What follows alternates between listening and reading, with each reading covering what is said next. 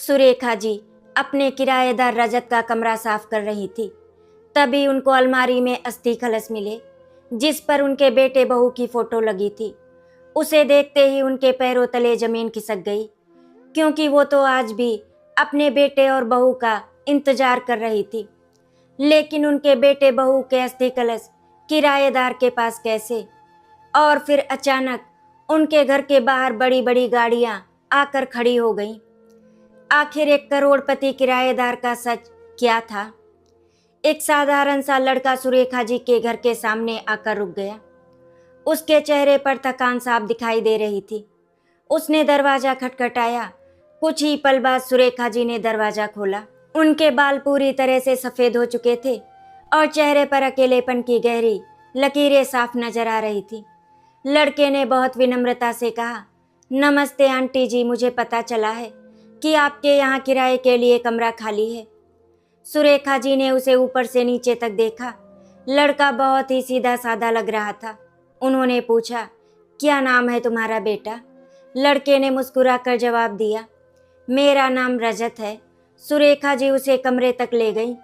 कमरा छोटा जरूर था लेकिन साफ सुथरा था। रजत ने बिना कोई मोल भाव किए तुरंत कमरा पसंद कर लिया। उसने कहा, मुझे बस एक शांत जगह चाहिए थी, यहाँ आकर अच्छा लग रहा है। उसके शब्द सुनकर न जाने क्यों सुरेखा जी के चेहरे पर महीनों बाद हल्की मुस्कान आई थी। धीरे धीरे रजत उस घर का हिस्सा बनता चला गया। वो रोज सुबह जल्दी उठ जाता। उसने कभी किसी से ऊंची आवाज में बात नहीं की। वो हमेशा सुरेखा जी का सम्मान करता। पहले पहले सुरेखा जी उससे दूरी बनाकर रखती थी, लेकिन समय के साथ उनका मन रजत की तरफ खिंचने लगा। उनके अपने बेटे बहू और पोते को विदेश गए 15 साल हो चुके थे। शुरू के कुछ सालों तक फोन आते रहे, फिर अचानक सब खत्म हो गया। ना कोई खबर, ना कोई संदेश। धीरे धीरे इंतजार ने उनकी आंखों की चमक छीन ली थी। अब उनके पास बस यादें थी और एक सूना घर। लेकिन रजत के आने के बाद घर में फिर से हलचल होने लगी थी। सुबह सुबह रसोई से बर्तनों की आवाज आने लगी। कभी रजत चाय बनाता तो कभी सुरेखा जी उसके लिए पराठे सेकती। रजत अक्सर कहता, दादी आप बैठिए, मैं सब कर लूँगा। पहली बार जब उसने उन्हें दादी कहा था तब सुरेखा जी की आंखें भर आई थी। उस दिन के बाद रजत उन्हें हमेशा दादी ही बुलाने लगा।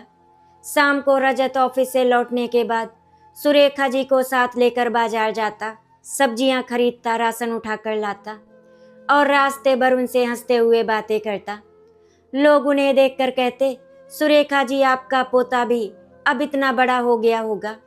ये सुनते ही सुरेखा जी के चेहरे की मुस्कान अचानक गायब हो जाती। उनकी आंखें नम हो जाती, लेकिन उसी समय रजत मुस्कुराकर उनका हाथ पकड़ लेता और बात बदल देता। धीरे धीरे लोगों ने सच में ये मान लिया कि रजत उनका पोता है, क्योंकि दोनों के बीच का अपनापन बिल्कुल असली लगता था। रात को खाना खाते समय दोनों घंटों बातें करते। रजत अपने ऑफिस की बातें बताता और सुरेखा जी अपने पुराने दिनों की बातें सुनाती। इतने वर्षों बाद उनके घर में फिर से हंसी लौट आई थी। एक रात खाना खाते खाते रजत ने धीरे से पूछा, दादी आपका पोता कहाँ है? ये सवाल सुनते ही सुरेखा जी कुछ पल के लिए चुप हो गई। उनके हाथ कांपने लगे। उन्होंने पानी का गिलास उठाया, लेकिन आंखों से आंसू बह निकले। उन्होंने भारी आवाज में कहा, बेटा, मेरे बेटे बहू और पोते को विदेश गए 15 साल हो गए। शुरू में फ़ोन आते थे, फिर एक दिन अचानक सब खत्म हो गया। मैंने बहुत कोशिश की, बहुत ढूंढा उन्हें, लेकिन कुछ पता नहीं चला। मुझे तो ये भी नहीं पता कि मेरे बच्चे आज इस दुनिया में हैं भी या नहीं। इतना कहते कहते उनका गला भर आया। रजत तुरंत अपनी कुर्सी से उठा और उनके पास बैठ गया। उसने उन्हें अपने सीने से लगा लिया और बोला, कोई बात नहीं दादी, मैं भी तो आपके पोते जैसा ही हूँ। सुरेखा जी फूट फूट कर रोने लगी। उस रात शायद वर्षों का दर्द उनकी आंखों से बह रहा था। रजत बस चुपचाप उन्हें संभालता रहा, लेकिन उसकी अपनी आंखें भी नम हो चुकी थी। उस रात जब सुरेखा जी अपने कमरे में चली गई तो रजत धीरे से अपनी अलमारी के पास गया। उसने कपड़ों के नीचे से एक पुराना पर्स निकाला। पर्स के अंदर एक तस्वीर थी जिसमें एक खुशहाल परिवार मुस्कुरा रहा था। तस्वीर में एक छोटा बच्चा अपने माता पिता के बीच खड़ा था। रजत उस तस्वीर को देखते ही टूट गया। उसकी आंखों से लगातार आंसू बहने लगे। फिर उसने अलमारी के कोने से एक छोटा सा कलश निकाला और उसे अपने सीने से लगा लिया। कांपती आवाज में वो बोला, मम्मी पापा, दादी आज भी आपका इंतजार कर रही हैं। मैं उन्हें कैसे बताऊं कि आप दोनों अब इस दुनिया में नहीं हो। वो बहुत देर तक रोता रहा। उसके चेहरे पर इतना दर्द था जिसे शब्दों में समझाना मुश्किल था, लेकिन अगले ही पल उसने अपने आंसू पोंछ लिए और कलश को वापस छिपा दिया। शायद वो अभी सच बताने के लिए तैयार नहीं था। समय तेजी से बीतता गया। देखते ही देखते 1 साल गुजर गया। अब सुरेखा जी की जिंदगी पूरी तरह बदल चुकी थी। वो रजत के बिना एक दिन भी नहीं रह पाती थी। सुबह उसकी आवाज़ सुनकर ही उनकी आंखें खुलती और रात को उसके साथ खाना खाकर ही उन्हें नींद आती। रजत भी उनका पूरा ध्यान रखता। कई बार मोहल्ले की औरतें कहती, सुरेखा जी भगवान सबको ऐसा पोता दे। ये सुनकर सुरेखा जी गर्व से मुस्कुरा देती, लेकिन उन्हें नहीं पता था कि रजत के दिल में एक बहुत बड़ा राज दफन है। एक दिन रजत ऑफिस गया हुआ था। सुरेखा जी उसके कमरे की सफाई कर रही थी। कमरे की अलमारी खोलते ही उन्हें एक अजीब सी खुशबू महसूस हुई। कपड़े ठीक करते करते अचानक उनकी नज़र अलमारी के नीचे रखे एक छोटे से बैग पर पड़ी। उन्होंने बैग खोला तो उनके हाथ कांप उठे। अंदर एक अस्थियों का कलश रखा था और उसके साथ उनके बेटे और बहू की तस्वीर। तस्वीर देखते ही उनके चेहरे का रंग उड़ गया। उनकी सांसें तेज हो गईं। तस्वीर में उनका बेटा और बहू मुस्कुरा रहे थे। वही तस्वीर जिसे उन्होंने 15 साल पहले आखिरी बार देखा था। सुरेखा जी के हाथ से तस्वीर गिर गई। उनके पैरों तले जमीन खिसक चुकी थी। उनकी आंखें डर और दर्द से फैल गई थी। तभी उनकी नज़र तस्वीर के पीछे लिखे एक नाम पर पड़ी, रजत। तस्वीर के पीछे रजत नाम लिखा देखकर सुरेखा जी की आंखें फटी रह गईं।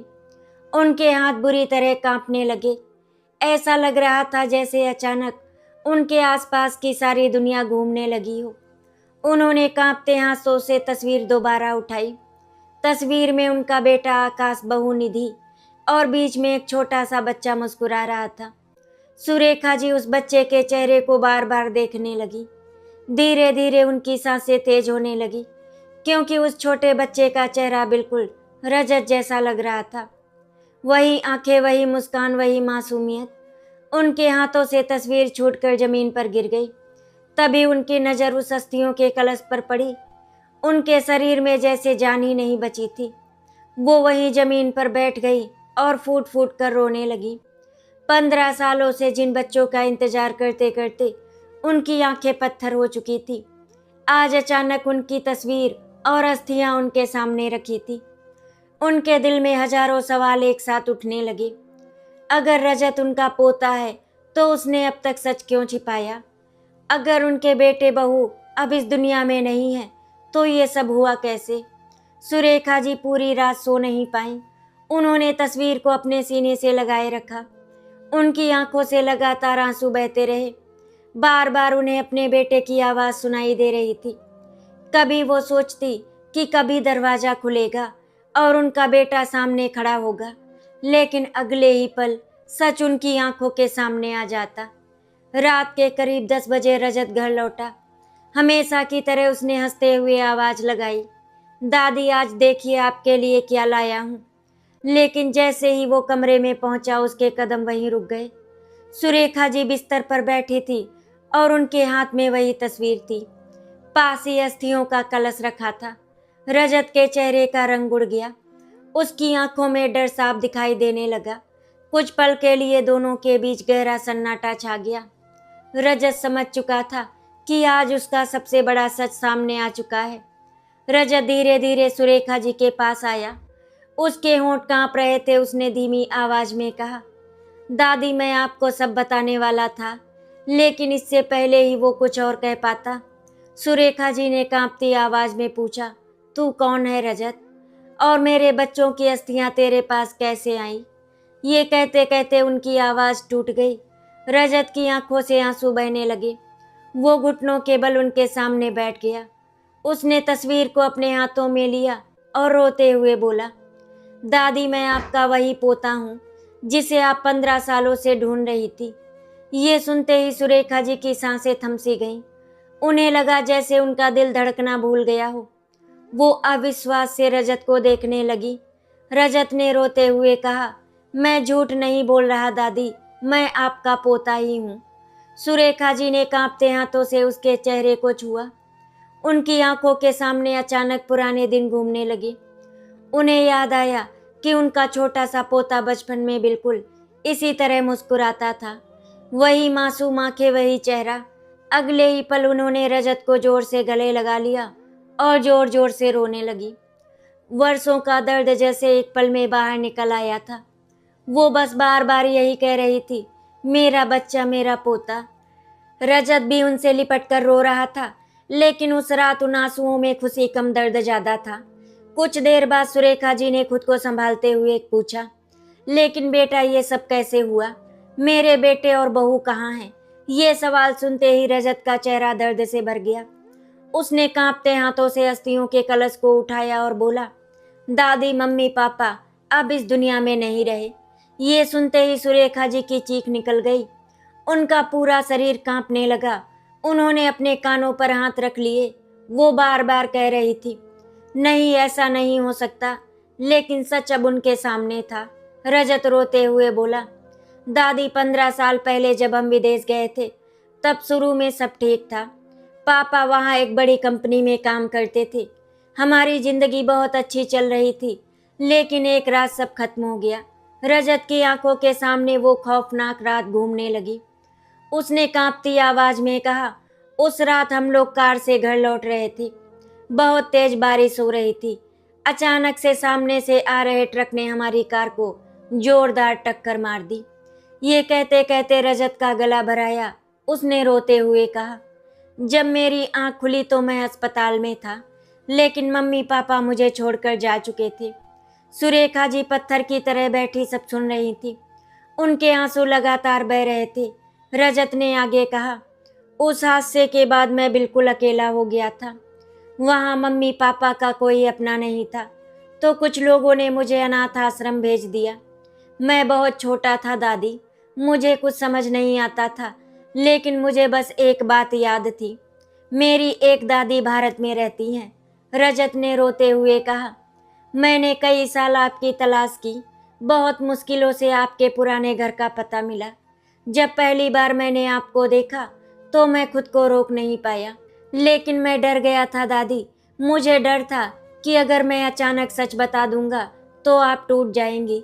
इसीलिए मैंने किराएदार बनकर आपके पास रहने का फैसला किया। सुरेखा जी अब खुद को संभाल नहीं पा रही थी। उन्होंने रजत का चेहरा अपने हाथों में लिया और रोते हुए बोली, तू इतना बड़ा दर्द अकेले सहता रहा बेटा, और मुझे कुछ पता भी नहीं चला। रजत ने धीरे से कहा, मैं बस आपकी जिंदगी में खुशी लौटाना चाहता था दादी, इसीलिए सच छिपा लिया। फिर उसने कलश की तरफ देखते हुए कहा, मैं हर दिन सोचता था कि आपको सब बता दूं, लेकिन हिम्मत नहीं जुटा पाया। कमरे में फिर सन्नाटा छा गया। दोनों की आंखों से आंसू बह रहे थे। इतने वर्षों बाद परिवार मिला जरूर था, लेकिन उस मिलन में अपनों को खोने का एहसास, दर्द छिपा था, जिसने दोनों को अंदर से तोड़ दिया था। उसी रात अचानक सुरेखा जी की नज़र रजत के हाथों पर पड़ी। उसके हाथों में महंगी घड़ी थी और उसकी जेब से कार की एक चाबी झलक रही थी, जिस पर किसी बड़ी कंपनी का लोगो बना था। पहली बार उन्हें एहसास हुआ कि रजत सिर्फ एक साधारण नौकरी करने वाला लड़का नहीं है। उनके मन में सवाल उठने लगे। तभी बाहर गली में एक लंबी गाड़ी आकर खड़ी हो गई। दो लोग जल्दी से घर के अंदर आए और घबरा कर बोले, सर कल दुबई वाली मीटिंग है, आपको अभी निकलना होगा। सुरेखा जी हैरानी से रजत को देखने लगी। रजत ने धीरे से अपनी आंखें बंद कर ली, क्योंकि अब उनके जीवन का एक और बड़ा सच सामने आने वाला था। कमरे में गहरा सन्नाटा पसरा हुआ था। सुरेखा जी की आंखें बार बार उस लंबी काली गाड़ी और सामने खड़े सूट पहने लोगों की तरफ जा रही थी। उनका दिल तेजी से धड़क रहा था। उन्हें समझ नहीं आ रहा था आखिर ये सब क्या हो रहा है। अभी कुछ देर पहले ही उन्हें पता चला था कि रजत उनका पोता है और उनके बेटे बहू अब इस दुनिया में नहीं रहे। उस दर्द से वो अभी उबर भी नहीं पाई थी कि अचानक उनके सामने एक नया सच खड़ा हो गया था। रजत चुपचाप सिर झुकाए खड़ा था। उसके चेहरे पर वही दर्द था, लेकिन अब उसके साथ एक अजीब सी बेचैनी भी दिखाई दे रही थी। बाहर खड़े आदमी ने फिर धीरे से कहा, सर फ्लाइट का समय हो रहा है। ये सुनकर सुरेखा जी ने हैरानी से पूछा, सर? उनकी आवाज में कपकपी थी। उन्होंने रजत की तरफ देखा और बोली, बेटा ये लोग तुम्हें सर क्यों बुला रहे हैं? रजत कुछ पल तक चुप खड़ा रहा, फिर उसने भारी सांस लेते हुए उन दोनों आदमियों को बाहर जाने का इशारा किया। दोनों तुरंत सिर झुकाकर बाहर चले गए। कमरे का दरवाजा बंद होते ही रजत धीरे धीरे सुरेखा जी के सामने आकर बैठ गया। उसकी आंखें नम थी। उसने धीमी आवाज में कहा, दादी मैंने आपसे एक और सच छिपाया है। सुरेखा जी बस उसे देखती रही। रजत बोला, मैं जिस ऑफिस में काम करने जाता हूँ वहाँ नौकरी नहीं करता था। वो कंपनी मेरी अपनी है। ये सुनते ही सुरेखा जी के चेहरे का रंग बदल गया। उन्हें अपने कानों पर भरोसा नहीं हुआ। रजत ने आगे कहा, विदेश में हादसे के बाद मैं बिल्कुल अकेला हो गया था। अनाथ आश्रम में रहते हुए मैंने बहुत गरीबी देखी दादी, बहुत दर्द सहा, लेकिन मैंने तभी ठान लिया था कि मैं कभी हार नहीं मानूंगा। पढ़ाई के साथ साथ छोटे छोटे काम किए, कई रातें भूखा सोया, लेकिन मेहनत नहीं छोड़ी। धीरे धीरे मैंने अपना छोटा सा कारोबार शुरू किया और आज उसकी आवाज़ भर्रा गई। आज मेरे पास सब कुछ है, पैसा, नाम, बड़ी कंपनी, कार, लेकिन अपना परिवार नहीं था। सुरेखा जी की आंखों से आंसू बह निकले। उन्हें याद आने लगा कि कैसे रजत हमेशा साधारण कपड़े पहनता था, कभी अपने बारे में ज़्यादा बात नहीं करता था, कभी दिखावा नहीं करता था। उन्होंने कांपती आवाज़ में पूछा, तो बेटा तू इतना बड़ा आदमी होकर भी इस छोटे से घर में क्यों रह रहा था? रजत की आंखें भर आई। उसने धीरे से उनका हाथ पकड़ लिया और बोला, क्योंकि यहाँ मुझे अपना परिवार मिला दादी। मुझे वो प्यार मिला जो करोड़ों रुपए भी नहीं दे सकती। ये सुनते ही सुरेखा जी रो पड़ी। उन्हें पहली बार एहसास हुआ कि जिस लड़के को उन्होंने एक साधारण किराएदार समझा था, वो अंदर से कितना टूटा हुआ इंसान था। रजत बोला, मैं चाहता तो पहले दिन ही आपको सच बता सकता था, लेकिन मैं आपके साथ वो रिश्ता जीना चाहता था जो मैंने बचपन में खो दिया था। मैं फिर से आपकी गोद में वही छोटा रजत बनना चाहता था। उस रात दोनों देर तक बैठकर बातें करते रहे। रजत ने उन्हें अपने संघर्षों की कहानी सुनाई, कैसे उसने विदेश में अकेलेपन और गरीबी का सामना किया, कैसे लोग उसे अनाथ कहकर अपमानित करते थे, कैसे उसने दिन रात मेहनत करके खुद को खड़ा किया। सुरेखा जी हर बार सुनकर अंदर से टूटती जा रही थी। उन्हें लग रहा था कि उनका पोता इतने वर्षों तक दर्द में जीता रहा और वो कुछ नहीं कर पाई। अचानक उन्होंने रोते हुए कहा, अगर तू मुझे पहले ढूंढ लेता बेटा, तो तुझे इतना सब अकेले नहीं सहना पड़ता। रजत ने हल्की मुस्कान के साथ कहा, दादी शायद भगवान चाहते थे कि पहले मैं मजबूत बनूं, ताकि एक दिन आपकी जिंदगी फिर से खुशियों से भर सकूं। अगली सुबह मोहल्ले के लोगों की आंखें खुली की खुली रह गई। सुरेखा जी के छोटे से घर के सामने कई महंगी गाड़ियां खड़ी थी। बड़े बड़े सूट पहने लोग अंदर बाहर आ जा रहे थे। पूरा मोहल्ला हैरान था। लोग आपस में बातें करने लगे, लगता है सुरेखा जी के यहाँ कोई बड़ा आदमी आया है। कुछ देर बाद जब रजत बाहर निकला तो सबकी नजरें उसी पर टिक गईं। वही साधारण लड़का आज महंगे सूट में खड़ा था। उसके साथ सिक्योरिटी गार्ड भी थे। मोहल्ले वालों को अपनी आंखों पर भरोसा नहीं हो रहा था। तभी एक आदमी ने सम्मान से झुककर कहा, गुड मॉर्निंग मिस्टर रजत मल्होत्रा। ये नाम सुनते ही आसपास खड़े लोग हैरानी से एक दूसरे को देखने लगे। रजत पूरे शहर के सबसे बड़े कारोबारियों में से एक था। कई लोगों ने उसकी तस्वीर अखबारों और टीवी में देखी थी, लेकिन किसी ने कभी सोचा ही नहीं था कि वही करोड़पति लड़का पिछले 1 साल से सुरेखा जी के घर में किराएदार बनकर रह रहा है। मोहल्ले की औरतें अब सुरेखा जी के पास आने लगी। कल तक जो लोग रजत को साधारण लड़का समझते थे, आज उसकी तारीफ करते नहीं थक रहे थे। लेकिन सुरेखा जी के लिए रजत आज भी वही बच्चा था जो उन्हें दादी कहकर गले लगाता था। उस दिन पहली बार रजत ने पूरे मोहल्ले के सामने सुरेखा जी के पैर छुए और कहा, ये मेरी दादी हैं और मैं आज जो कुछ भी हूँ इनके आशीर्वाद की वजह से हूँ। ये सुनते ही सुरेखा जी की आंखें भर आई। पूरा मोहल्ला भावुक हो गया, लेकिन उसी भीड़ में एक आदमी चुपचाप खड़ा रजत को घूर रहा था। उसके चेहरे पर डर साफ दिखाई दे रहा था। वो बार बार अपने फोन पर किसी की तस्वीर देख रहा था और फिर रजत को देखता। कुछ देर बाद वो जल्दी से वहां से चला गया। अगले दिन रजत ऑफिस जाने की तैयारी कर रहा था, तभी उसके पास एक कॉल आई। फोन उठाते ही उसके चेहरे का रंग उड़ गया। दूसरी तरफ से किसी ने कहा, अगर अपनी दादी को जिंदा देखना चाहते हो तो पुराने सच को दफन ही रहने दो। ये सुनते ही रजत के हाथ कांपने लगे। उसने घबरा कर पूछा, कौन हो तुम? लेकिन सामने वाले ने फोन काट दिया। रजत समझ चुका था कि उसके माता पिता की मौत सिर्फ एक हादसा नहीं थी, कोई ऐसा राज था जिसे वर्षों से छिपाया जा रहा था और अब वही खतरा उसकी दादी तक पहुंच चुका है। उसी समय बाहर मंदिर से आरती की आवाज आ रही थी और अंदर सुरेखा जी भगवान के सामने हाथ जोड़कर अपने परिवार की सलामती की दुआ मांग रही थी। उन्हें बिल्कुल अंदाजा नहीं था कि उनके परिवार पर एक नया तूफान आने वाला है। फोन कटते ही रजत के माथे पर पसीना आ गया। उसके हाथ कांप रहे थे। उसने तुरंत दरवाजे की तरफ देखा, जहां सुरेखा जी मंदिर के सामने बैठी भगवान से अपने परिवार की खुशियों की दुआ मांग रही थी। उनकी मासूम आंखों में वर्षों बाद जो सुकून लौटा था, रजत उसे किसी भी कीमत पर टूटने नहीं देना चाहता था। लेकिन उस अनजान कॉल ने उसके दिल में पुराना डर फिर से जगा दिया था, वो डर जिससे वो पिछले 15 सालों से भाग रहा था। रजत धीरे धीरे अपने कमरे में गया और अलमारी से एक पुरानी फाइल निकाल कर देखने लगा। उस फाइल में विदेश के अस्पताल की रिपोर्ट, पुलिस के कागज और उनके माता पिता की मौत से जुड़े दस्तावेज थे। आंखों के सामने वो रात फिर से घूमने लगी जब एक ट्रक ने उनकी कार को टक्कर मारी थी। उस समय सबने उसे हादसा कहा था, लेकिन कुछ बातें ऐसे थी जो हमेशा रजत को परेशान करती थी। उसके पिता की कंपनी में करोड़ों रुपए का घोटाला चल रहा था और हादसे से ठीक 2 दिन पहले उसके पिता ने फोन पर किसी से कहा था, मैं सच सबके सामने ले आऊंगा। उस वक्त रजत छोटा था, लेकिन वो बात आज भी उसके कानों में गूंजती थी। उस रात रजत बिल्कुल सो नहीं पाया।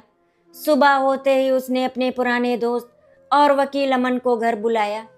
अमन विदेश में उसके साथ पढ़ा था और पिछले कई वर्षों से उसके हर राज से वाकिफ था।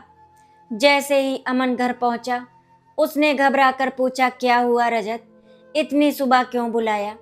रजत ने उसे वो धमकी भरा फोन कॉल सुनाया। सब सुनने के बाद अमन का चेहरा गंभीर हो गया। उसने धीरे से कहा, मतलब उन्हें पता चल चुका है कि तुम वापस आ गए हो? सुरेखा जी ये सब सुनकर घबरा गई। उन्होंने कांपती आवाज में पूछा, बेटा कौन लोग हैं ये? रजत कुछ पल चुप रहा, फिर बोला, दादी, शायद मम्मी पापा की मौत कोई हादसा नहीं थी, किसी ने जानबूझकर उनकी कार का एक्सीडेंट करवाया था। ये सुनते ही सुरेखा जी की चीख निकल गई। उनके हाथों से पूजा की थाली गिर गई।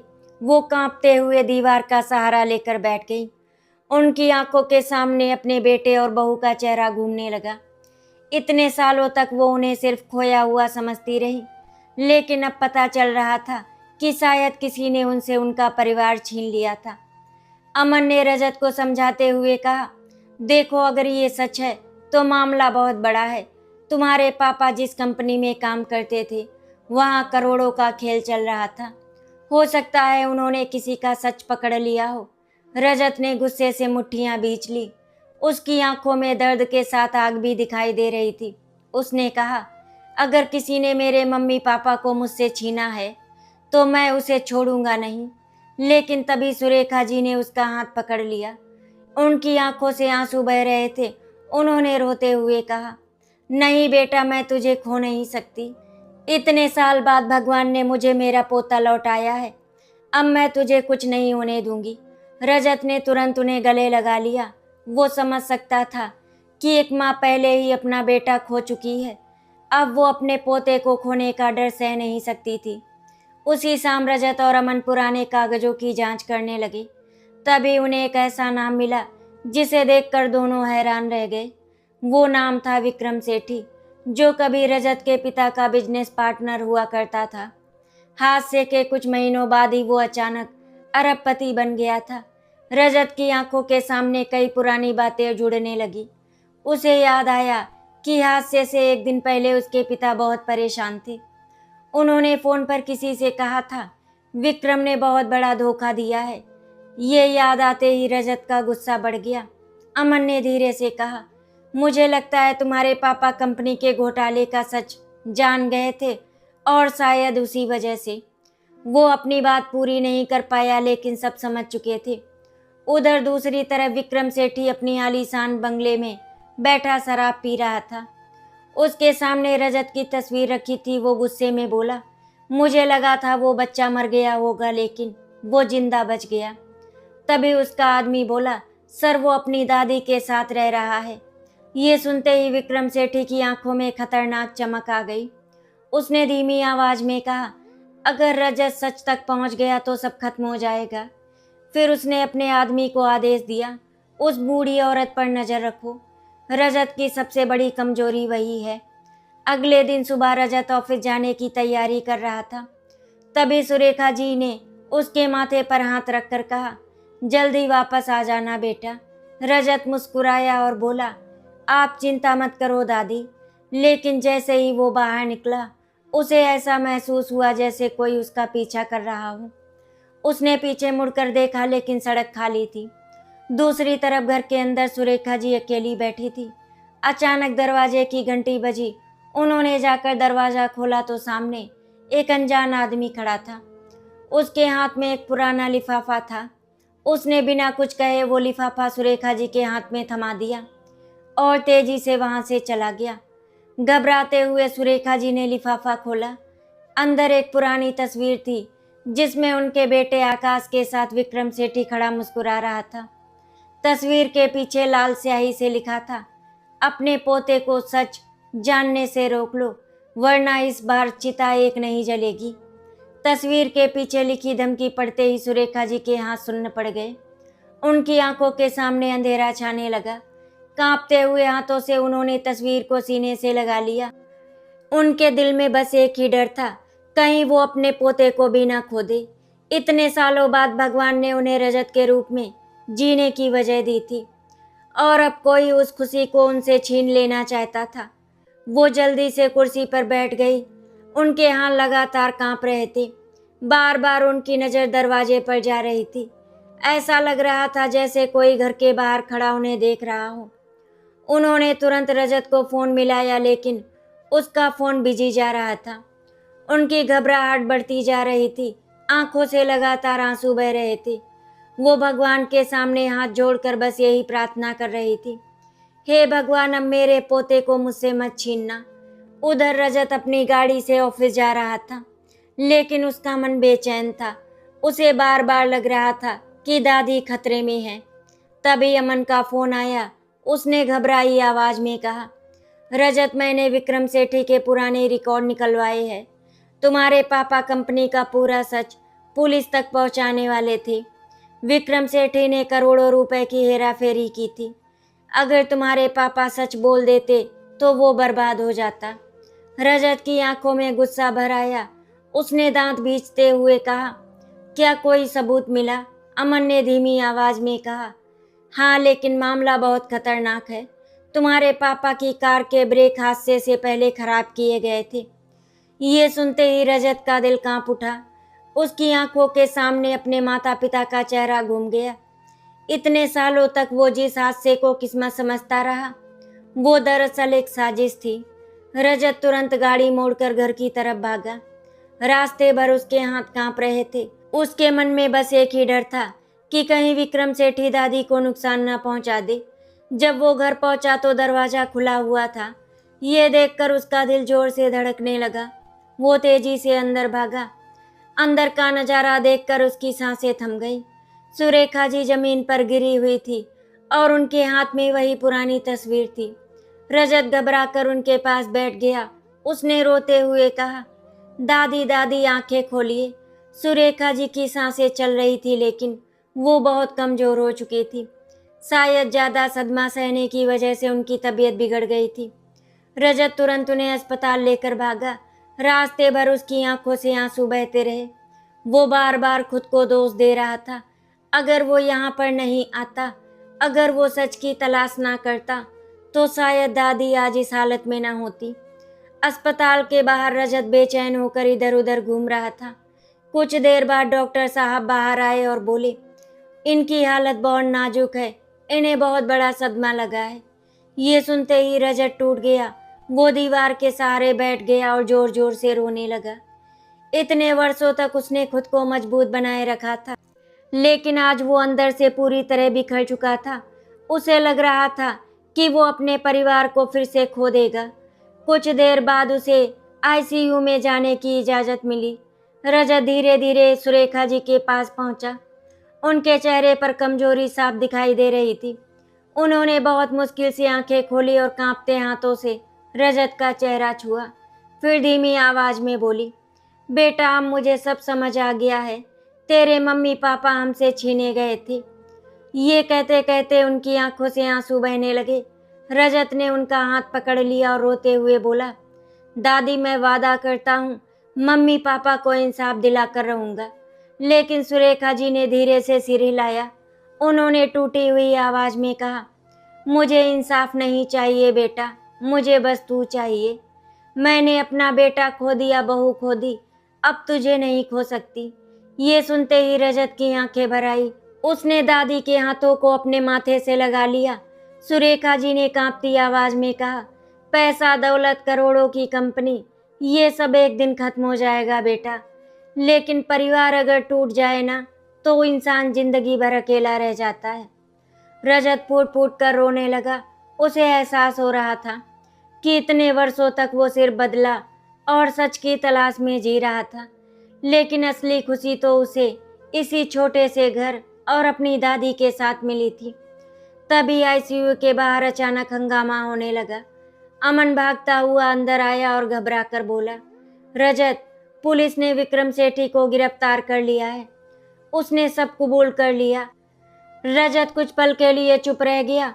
उसकी आंखों के सामने अपने माता पिता की तस्वीर घूम गई। आखिरकार सच सामने आ ही चुका था। विक्रम सेठी ने पैसे और लालच में आकर उसके माता पिता की हत्या करवाई थी। लेकिन ये सच सुनकर भी रजत के चेहरे पर खुशी नहीं आई। उसकी नज़र बस अपनी दादी पर थी, जो जिंदगी और मौत के बीच लड़ रही थी। कुछ देर बाद सुरेखा जी ने धीरे से रजत का हाथ अपने सीने पर रखा और मुस्कुराने की कोशिश करते हुए बोली, आज तेरे दादाजी होते तो तुझ पर बहुत गर्व करते। फिर उनकी आंखों से आंसू बह निकले। उन्होंने कांपती आवाज में कहा, तू किराएदार बनकर आया था, लेकिन भगवान ने तुझे मेरा सहारा बनाकर भेजा। रजत उनके सीने से लगकर बच्चे की तरह रोने लगा। उस पल अस्पताल का कमरा आंसुओं और दर्द से भर चुका था। वर्षों बाद परिवार तो मिला था, लेकिन उस मिलन में इतने जख्म थे कि हर खुशी भी रोती हुई महसूस हो रही थी। उस रात अस्पताल की खिड़की के बाहर हल्की बारिश हो रही थी। रजत अपनी दादी का हाथ पकड़कर चुपचाप बैठा था। करोड़ों का मालिक होने के बावजूद उस समय वो खुद को दुनिया का सबसे गरीब इंसान महसूस कर रहा था, क्योंकि उसे डर था कि कहीं भगवान उससे उसका आखिरी अपना भी ना छीन ले। धीरे धीरे करके समय गुजरा और रजत अपनी दादी के साथ अपने माता पिता की अस्थियों का विसर्जन करने के लिए हरिद्वार चला गया। अपने मम्मी पापा की अस्थियों का विसर्जन करके रजत को बड़ा सुकून मिला। अब दादी और पोते मिलकर दोनों सुकून से रहने लगे। आशा करती हूँ आपको हमारी कहानी अच्छी लगी होगी। अगर आपको हमारी कहानी अच्छी लगी तो वीडियो को लाइक एंड शेयर करें, चैनल को सब्सक्राइब करें। वीडियो देखने के लिए आप सभी का बहुत बहुत धन्यवाद।